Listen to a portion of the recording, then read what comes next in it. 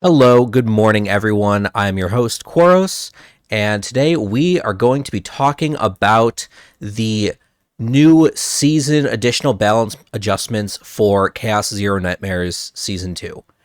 And the reason I wanted to talk about this now that we have all the information out and not a week ago when a lot of these changes were already known was because I really wanted to take a holistic view. And rather than just summarizing all the changes, I wanted to talk about what they mean for the game, what I think we can perceive about the developers' thoughts about the game, and what I think this means for the game's health.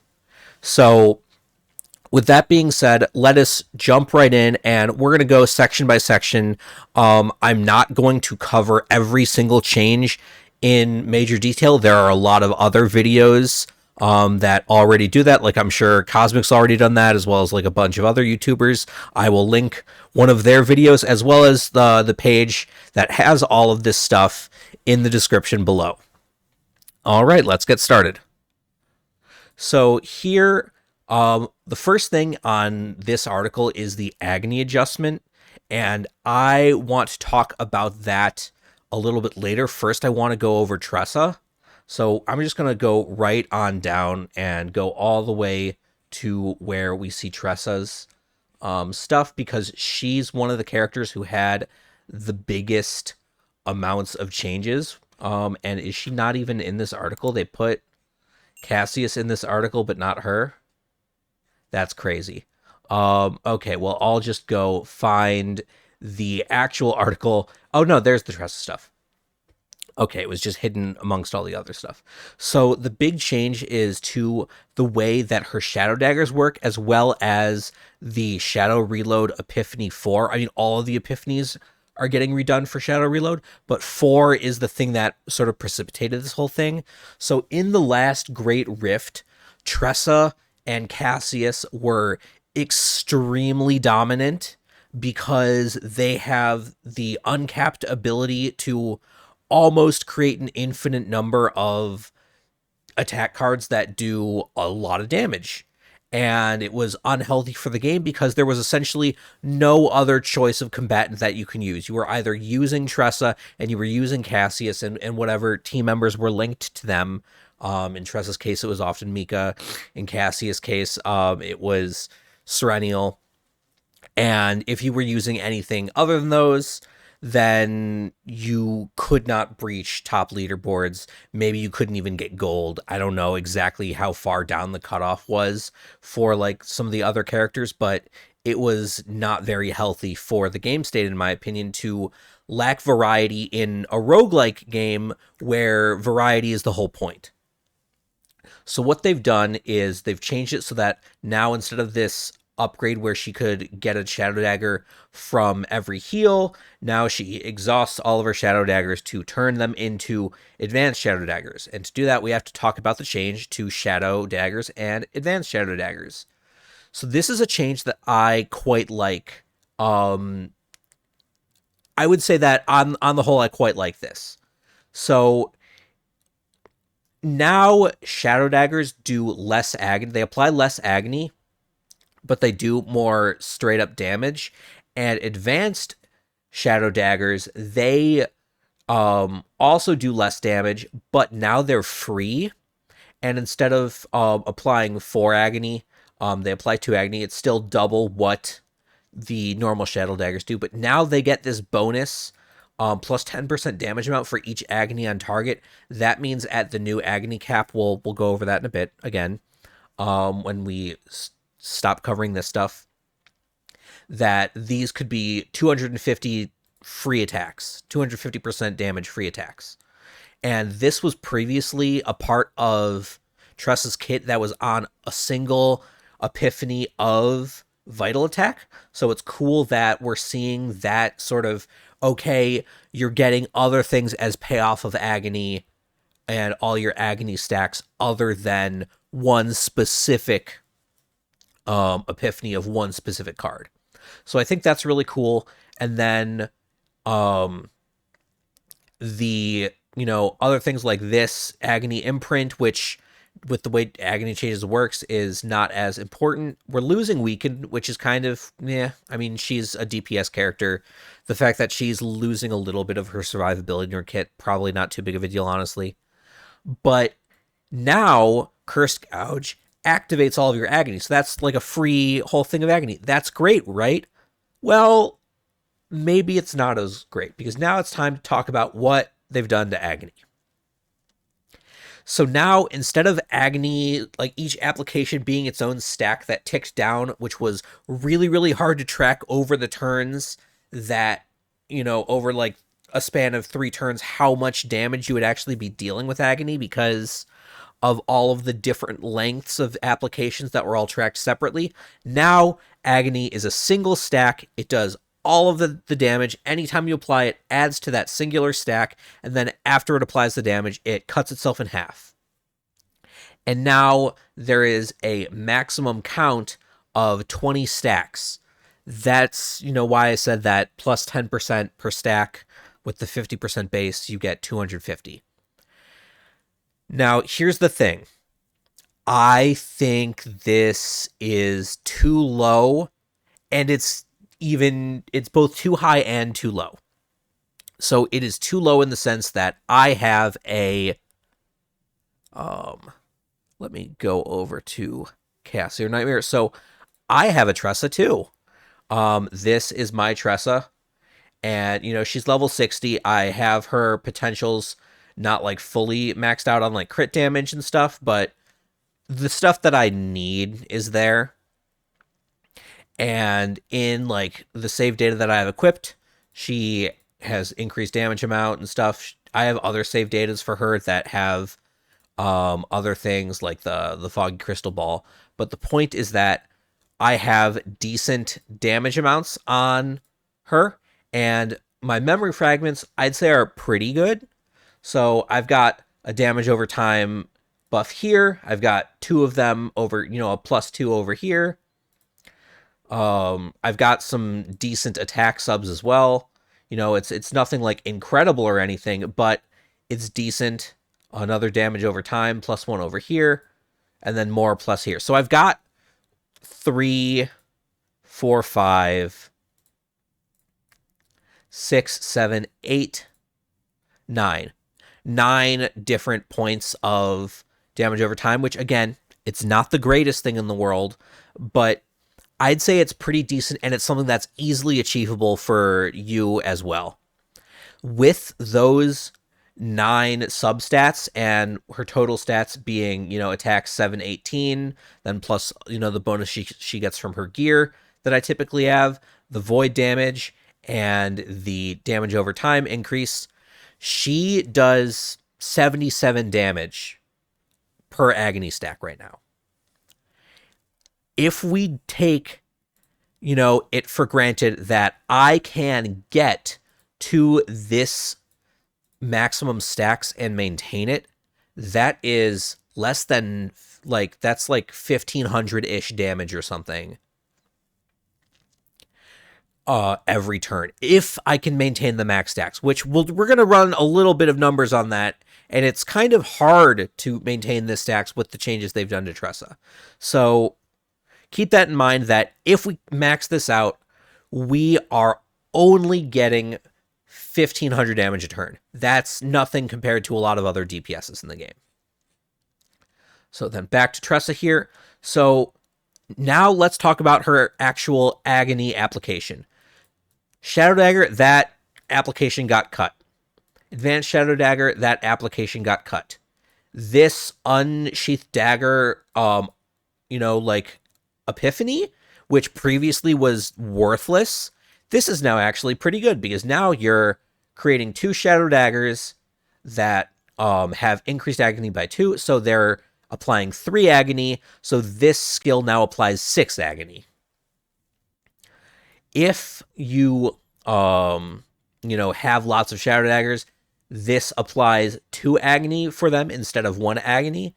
If you can stack up a bunch of them, this one, like all of these other Shadow reloads, though, they create random Shadow Daggers. They turn Shadow Daggers into advanced Shadow Daggers, but unless you've got three, like, or four, like, unless you're generating a stupid amount of AP, this is maybe gonna generate you another like 4 or 5 agony.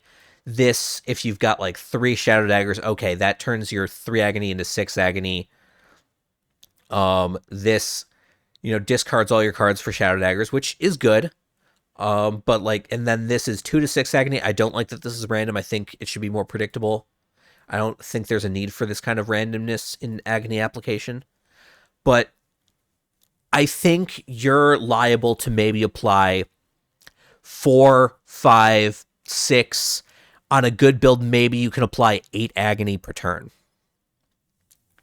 And the way the math works out is that you will eventually cap out at double whatever your average application is. So if you are applying 8 agony consistently turn over turn, you will eventually hit 16 stacks of agony. It'll go back down to 8. Next turn, you apply 8 again.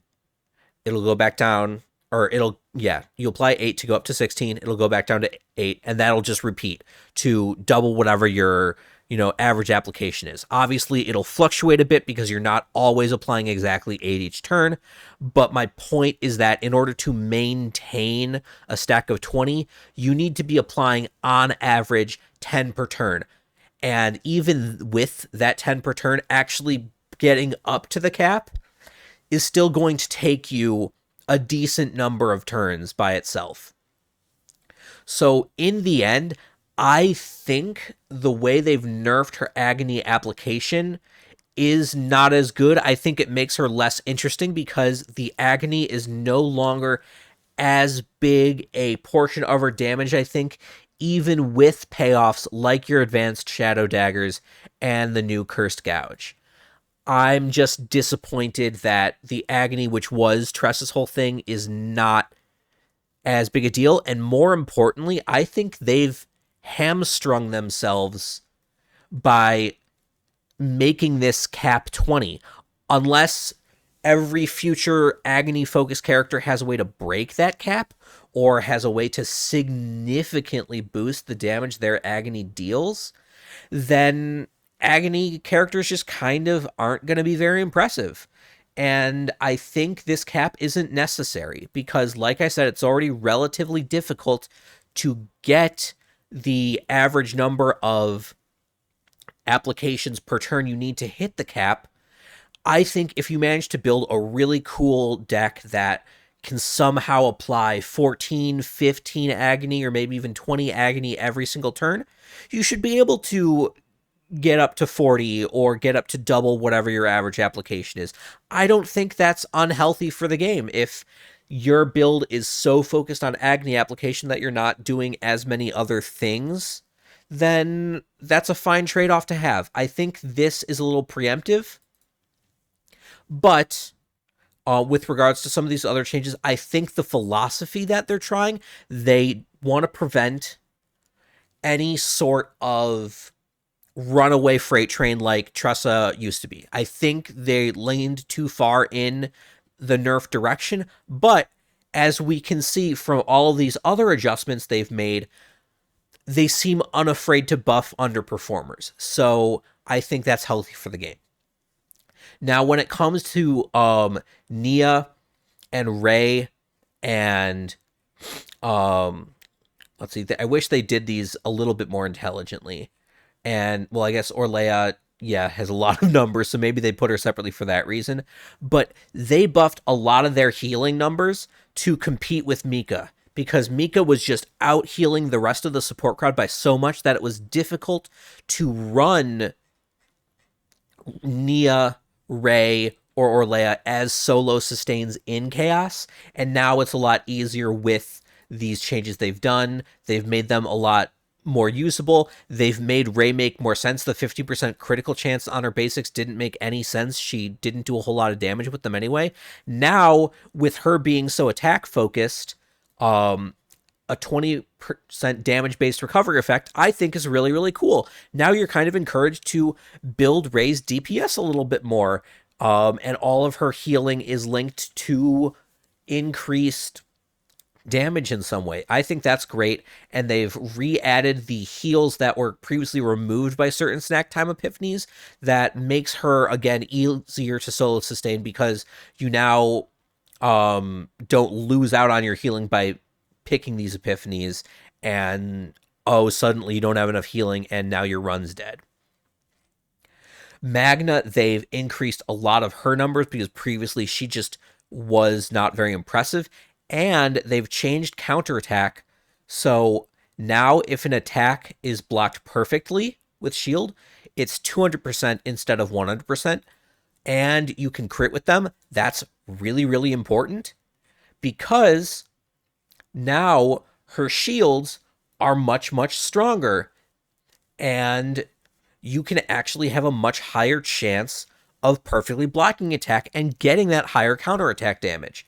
I think that's really, really good. They're not only focusing on what Magna was lacking, the damage, but they are adding her damage in a way that encourages you to play her intelligently by having the right number of counterattack stacks to match the enemy attacks, because you want to be counterattacking as much as possible, because now you can crit them and her damage is better that way, but also making it so that her shield cards let you get that additional damage on your counterattacks. They're making the cool part of her playstyle the thing that fixes her deficiency. That's the right way to do it. Haru, similarly, she's getting increased damage on a lot of her stuff. I thought she was already hitting plenty hard, but if they decided, okay, she's not hitting hard enough, I won't argue with them. That's their prerogative. I don't really have that much to say about that. Kalipe was always kind of a hybrid DPS sustain unit, and they're not just increase they're not just increasing the amount of shielding she does, they're increasing her damage as well with a lot of these vulture ejection epiphanies, and they're increasing, her damage with upward slash and this, more to target all enemies. And they're increasing, let's see, what were the other things? They're increasing her shield, so they're increasing, some of her dedicated shield, some of her dedicated damage, and her hybrid stuff. I think that's just good because in the late game, she wasn't doing as well. That's really, really good. They're making Hugo a lot more consistent with the initiation, which for his hunting instinct, which was the keystone of his entire kit.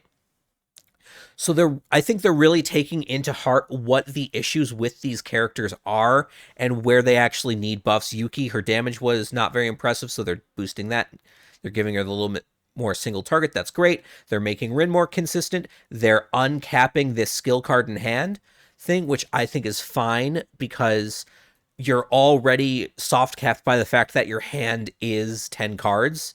And so with this being one card, you have a cap of 9 hits.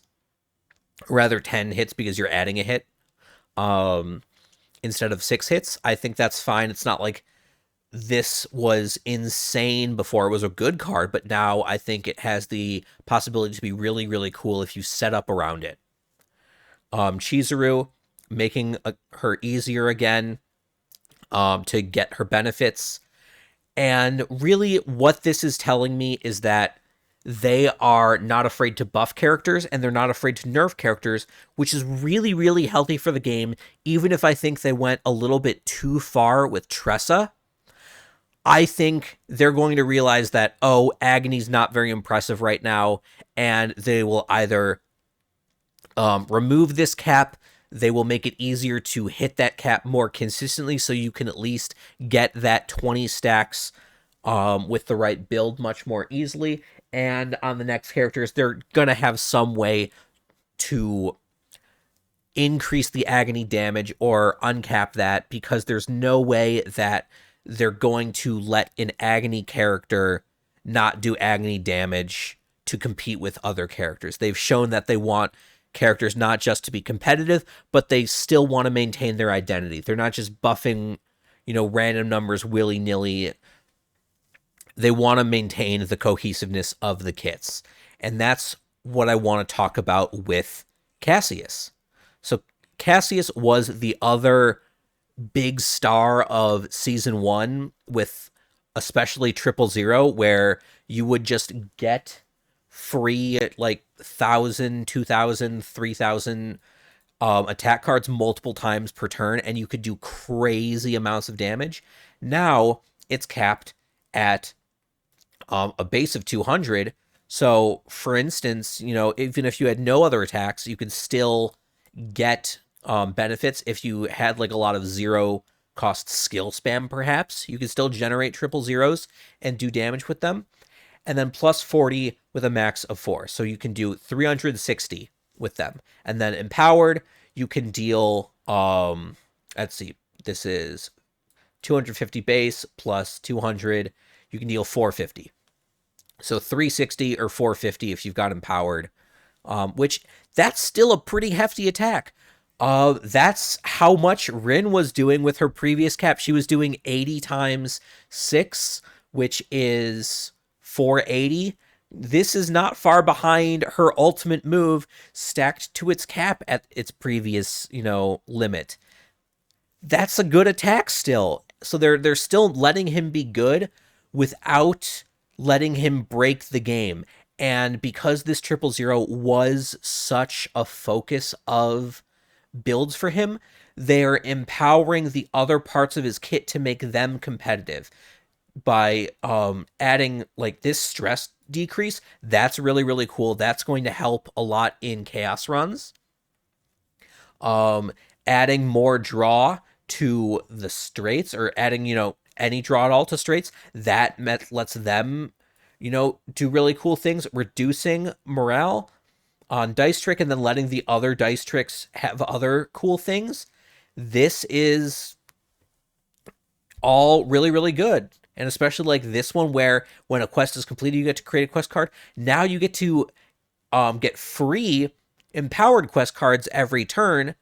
That's really, really cool, because a lot of people never took the Pop-Eyed Popper Epiphany that gets you the empowered, because you can't control which thing you get, and it didn't have initiation. So not only were you not sure when in the fight you'd be able to activate it, you didn't guarantee the quest you were getting. So you never really even got to see the empowered cards. Now you get to actually see those and see how cool they are. I think that's really, really great. Other buffs and stuff. Weakness, attack applies to ballistic damage. That's really, really good. Just more buffs to people who are underperforming. Again, I think that's really, really nice. And they're also improving the partners like base stat boosts to be more competitive with maxed out 3-stars, because previously maxed out 3-stars were actually a much better choice than even like 3, midway uncapped like 4-star and some 5-star partners. So I think it's really, really good that these are getting buffed. My point is, I guess on the whole, I think these balance adjustments are really, really healthy. It's clear that they care a lot about having variety be an option. They don't just want the flavor of the month to completely obsolete everything that has come in the past. They want you to have that large variety of possible characters and possible different builds for characters. And even, they're not afraid to nerf. They're not afraid to see, okay, Cassius is ridiculous. This uncapped benefit is insane. Tress is ridiculous. The amount of agony she can apply and the amount of daggers she can get from healing from sources like Mika or others is insane. They will put those caps on, and, I think even if they nerf too hard in that direction, they've shown that they're willing to, put out buffs. And if they over nerf a character, I have confidence that they'll buff them back into usability. That's really what I think. This is super healthy. They're giving me a lot of confidence in the future health of the game with this. Let me know if you agree with my take, if you think that it's going to be easy to hit this new agony cap of 20 stacks. I think it's going to be a lot harder than it might officially look, but maybe you've got the secret sauce. So let me know down in the comments below. If you like this kind of analysis, leave a like, subscribe to the channel, and I will see you all next time.